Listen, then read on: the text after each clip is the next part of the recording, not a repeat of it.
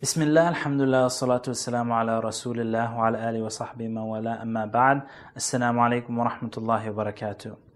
In today's session, I want to start off by mentioning how human beings, they love to compete. Everywhere we look around us, there's competitions in football, soccer, hockey. Everywhere around us, everybody's competing. If there's a quiz, everybody wants to compete. So now human beings, even when there's no competition, they make up fantasy competitions, fantasy football, fantasy hockey, and they still want to compete. So now, if you have this intention, you have this desire, you love to compete, so why not compete for the sake of Allah subhanahu wa ta'ala? Why not compete for the hereafter? If you look in the Quran, you look at the example of the companions, Allah subhanahu wa ta'ala says, سَابِقُوا إِلَى مَغْفِرَةٍ مِّن رَبِّكُمْ, which means race for the forgiveness of your Lord. And if you look at the companions, they were always racing to beat one another, inshaAllah ta'ala, in doing good deeds. Now, in racing to do good deeds and trying to win the pleasure of Allah subhanahu wa ta'ala, some people aim for perfection. And if you're aiming for perfection, then you have low standards. And the reason it's a low standard is because perfection is something that no human being can achieve. Perfection is something that only Allah subhanahu wa ta'ala has reserved for Himself. Perfection is something only for Allah subhanahu wa ta'ala. So if you're aiming for perfection, you're not going to get it, and you probably lose hope and you'll just give up. So perfection isn't the goal that we're looking for. What we're looking for is ihsan, excellence, or doing something in an outstanding way. And one of the main things that you need to do in an outstanding way, leading up for your Hajj and actually before your Hajj and after your Hajj, one of the things that you absolutely must have in your portfolio going to the hereafter is salah that was outstanding. As the Prophet ﷺ said, the first thing the person will be asked in the Day of Judgment was, how was their salah? And if their salah was good, if their prayers were good, then everything after that should be good. And if their prayers were messed up and there's something wrong with it, then the things coming after that will also have things wrong with it. So today's session, inshallah ta'ala, is focusing specifically on measuring your salah quality.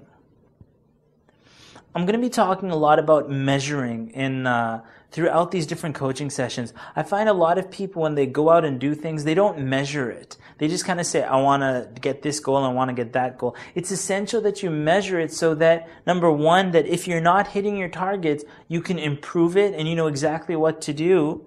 And also, you can see how have you progressed, because that which is measured will improve, inshaAllah ta'ala. So some of the things that you might want to start measuring about your salah are things like, did I pray on time or not? Did I pray early or not? When the adhan came in, did I pray at that time or did I delay and was I lazy? Another question, how did you pray your sunnah prayers before, after, and so on? Did you, when you're in sajda and in your prayer, did you make dua to Allah subhanahu wa ta'ala? Were you concentrating in your prayer? Did you understand what you were saying in salah? Do you remember what you said? And so on and so forth. So this week, inshallah ta'ala, this is something that I did for myself. I made a chart. And in this chart, I said to myself that on a scale of 0 to 50, and the reason I chose 50 was I said I gave myself 10 marks for each prayer of the day.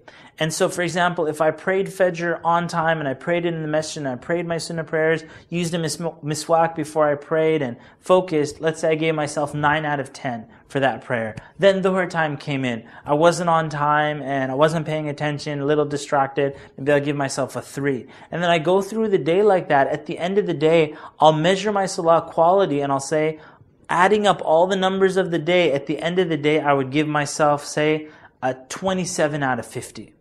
Okay, so that's day number 1. The next day, I would work on improving that number 27. So I would do and work very hard, very hard, and then maybe at the end of the day, it'll come out to 32. And then maybe the day after, maybe my motivation will go down a little bit, and it might come out to like a 17 out of 50. Every day, I'd be measuring my salah quality and focusing on it, so that after 10 days or 30 days or however long you want to do this, inshallah ta'ala, you will find that when you focus on something, and when you measure something, inshallah ta'ala, as time goes by, inshallah ta'ala, your salah quality will increase, bi'idhnillah. So here's your assignment. Number one, I have some documents for you. And the first document is a salah measuring chart. It's a very simple chart where it has like 10 days, and on each day it just has a scale of 0 to 50. At the end of the day, after you take every salah, and you say, how's my Fajr, how's my Dhuhr, how is my Asr, Maghrib, Isha, and then you calculate the numbers. At the end of the day, you put in that measurement number. And then the next day you try to beat that number, the day after you try to beat that number, and so on. You might also, just kind of like a bonus tip, this is still step number one, but on the bottom of the chart, if you prayed one day and you did really good, write down what were the things that you did during that day that made it really good. And if another day comes in and you didn't do it as well, write down and take note of what did you do that caused your numbers and your feeling for your salah quality to go down. Another link that I have for you, this is still step number one, a booklet that one scholar wrote called Different Ways to Increase Your Concentration in Salah. So these are things from the Sunnah of the Prophet ﷺ, things that the Prophet ﷺ recommended in prayer so that you could increase your concentration. If you start focusing on some of these tips from the Sunnah on things that you should do before your prayer, during prayer, after prayer, inshaAllah ta'ala, you'll find that your focus and concentration in Salah should go up. And so if you find your numbers dipping a little bit low, click on that link and try to find some new things that you can do for your Salah, inshaAllah ta'ala, to increase its quality.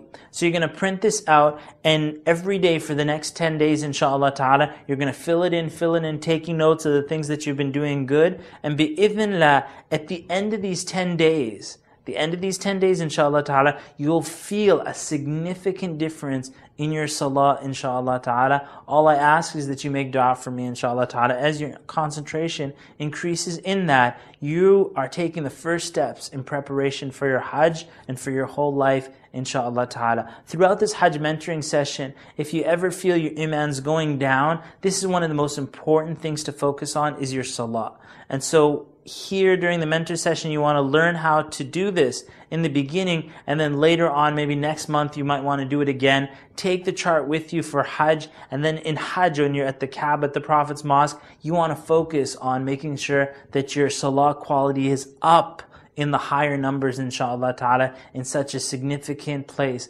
such as Mecca and such as Medina.